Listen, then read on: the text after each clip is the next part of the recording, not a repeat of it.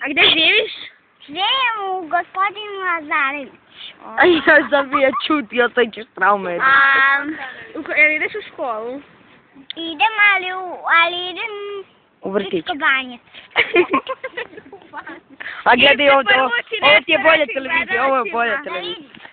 Pokvarila se. Nije. 3, 4, 5, 6, 7, Nemoj ispusti. 9, 10, 3, 5. Igramo 7, 8, 9.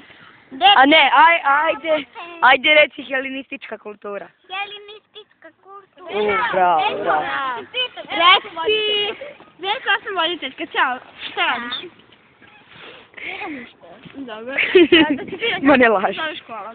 Zovem se Milan Rakić. Milan Rakić, dobro. Da ti pitam nešto.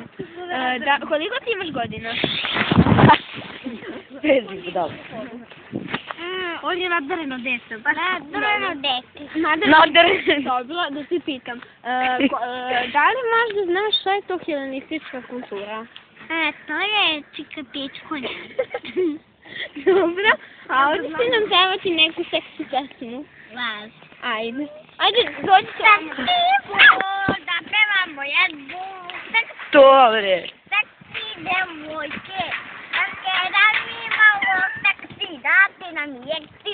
Daj mi malo pepsi, dati nam ja seksi. Ajde,